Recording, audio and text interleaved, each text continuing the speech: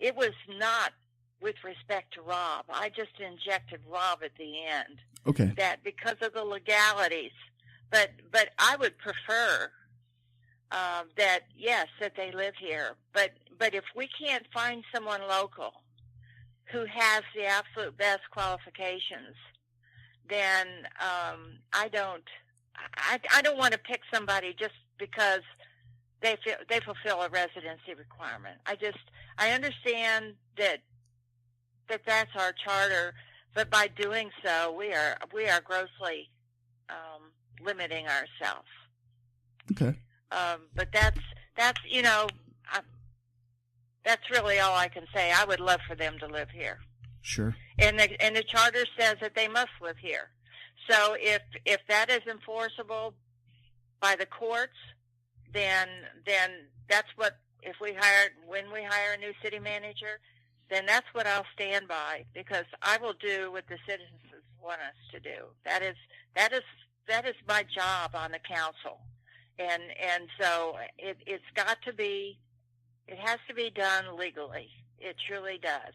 And just because we changed our charter, the Supreme Court supersedes it. And until we can get a higher court ruling that changes that position, then we have to abide by it.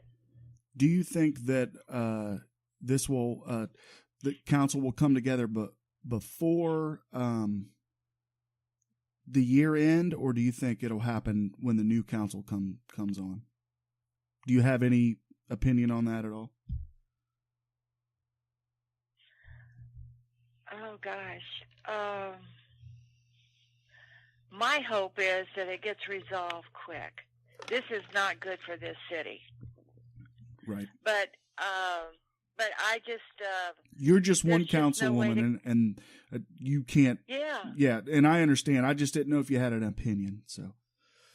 Oh, there's no way to gauge. I Right. mean, there's absolutely no way to gauge. I would like to see this council come to a conclusion. This council and the city manager come to an agreement before the end of the year, because if you get a new council in there in the new year and a lot of new faces, and then you have to really educate them, Mm-hmm. and it's going to delay the process even further. Right. Because I would hate to think that they would just walk in cold and somebody tells them how to vote and they follow that lead. Right. I would hope that as a representative that they would do their own due diligence. Yeah, I hope they're doing that now. I hope they've been paying attention. I hope they don't come in and not know what's going on. I don't think that's the case, but because I've talked to everyone except one, but I think they all seem like they're up on the issues. All you guys seem like you're up on the issues. You may be in a difference of opinion, but you guys, I think this, lack of a better word, crop of candidates is a good crop of candidates. So. Well, I think it is too, but there's a lot of stuff that's going on behind the scene that the public does not hear about. That's a good point. The part the part I'm concerned about. I'm glad that everybody is paying attention, but there's a lot of legalities, a lot of options and stuff that they don't know about, and that's my concern. Yep, good point. But I do hope we have it resolved before the end of the year. Just for the sake of the city, we need to start a fresh year. Yep, it's a tough, difficult issue, especially when there are people involved. The last question I have for you is I was looking ahead on the agenda for Monday. In new business, item A, there's going to be a public hearing, and this episode will air after the public hearing. But what are your thoughts on it's a zoning amendment ordinance for Chapter 1198, the radio, television, telephone towers, and antennas. What are your feelings on it? I've asked some candidates prior to this episode about the T-Mobile cell phone tower going up. What are your thoughts on that? Yes. This is a real unfortunate situation. It did not have to go this far. It was just a matter of that the church that has the deal with T-Mobile and EcoSite did not want to put the cell tower in the back of his church, in the center of his lot. And so he put it very close to the property line of a neighboring residence. And because of the potential for the tower to fall, it would restrict them from building, theoretically, restrict them from building on about 40% of their property, building an accessory structure. Sure. There's nothing that legally says they can't do it, but if they, wanted to avoid any potential risk, then they couldn't build there. The city has talked to the pastor there, and he's been pretty staunch in his position. I feel like he's not really being a good neighbor. Mm-hmm. But this revision in the zoning that you will see on Monday is a very good change, and it will prevent a similar situation from occurring in the future. We all worked on it together. A bunch of us went to the planning commission meeting to make sure that we were all comfortable what the final recommendation would be. So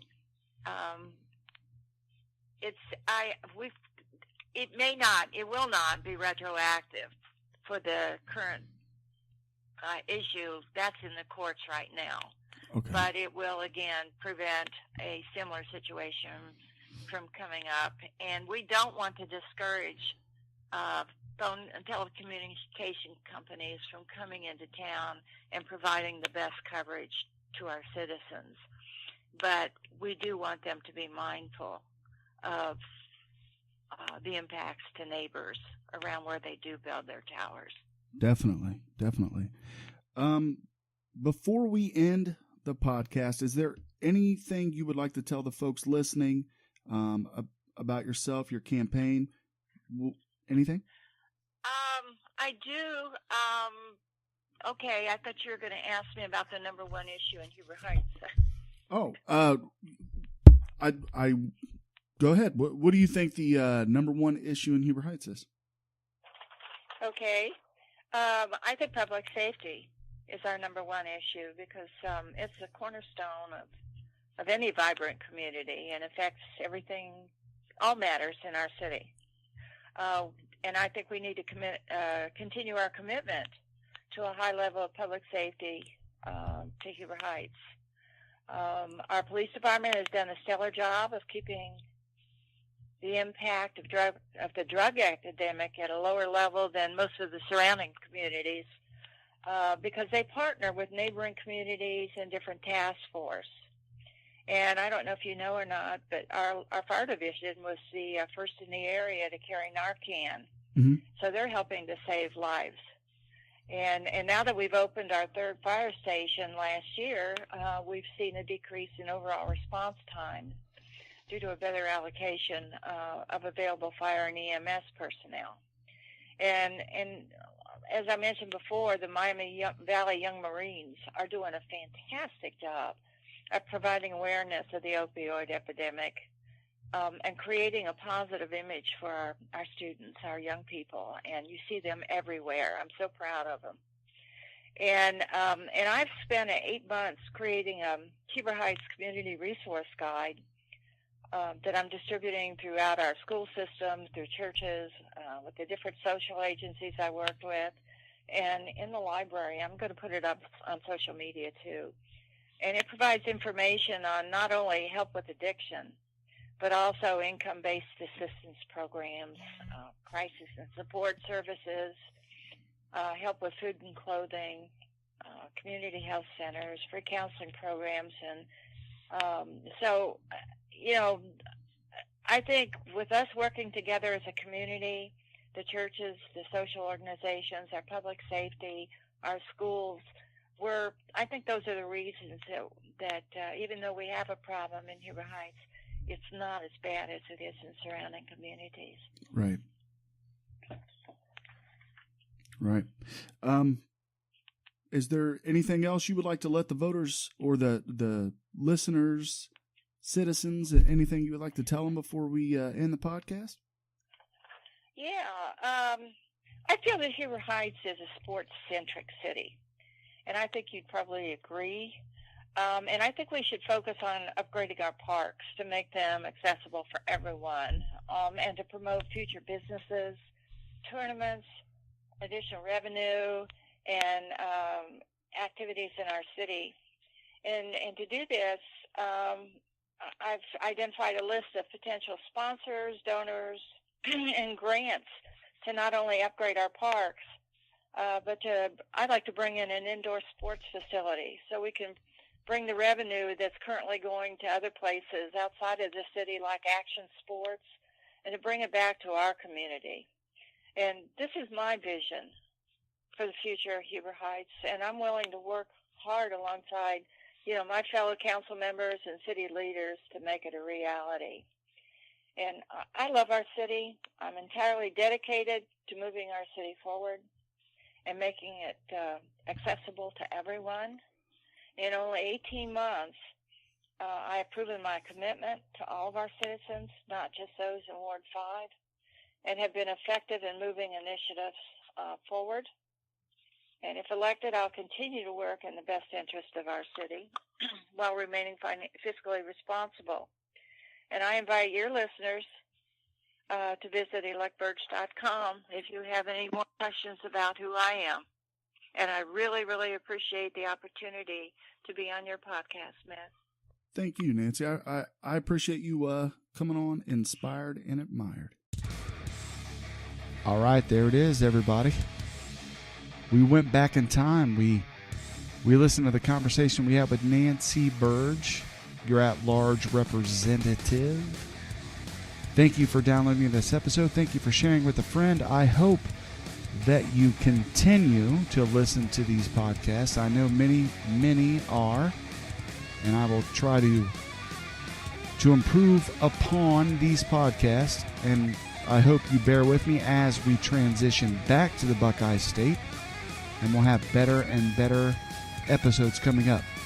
One episode that I'm definitely working on, and I think I got to wait a little bit until this next council meeting to bring up, because there's one topic I want to go after with the most intelligent perspective I can, and that is the current situation you have with a council member, your at-large council member, Glenn Otto, because that is a concern that I have, and I think that many of you have as well. So we'll cover that. And trust me, I am paying attention. I have done some research, and I will bring a fresh podcast about the entire situation as soon as we get a better report coming out of your city government. Hello, if you're listening, Huber Heights City Government, transparency is key. The voters voted transparency, and now it's your turn to provide that. So, you can go with the old way of doing things, or you can bring about transparency. Anyway, coming soon. We have one podcast left, and that is your current mayor, Jeff Gore. He is going to be played on the last episode of the Back in Time Truman's Town Hall. Thank you, and I'll talk to you later.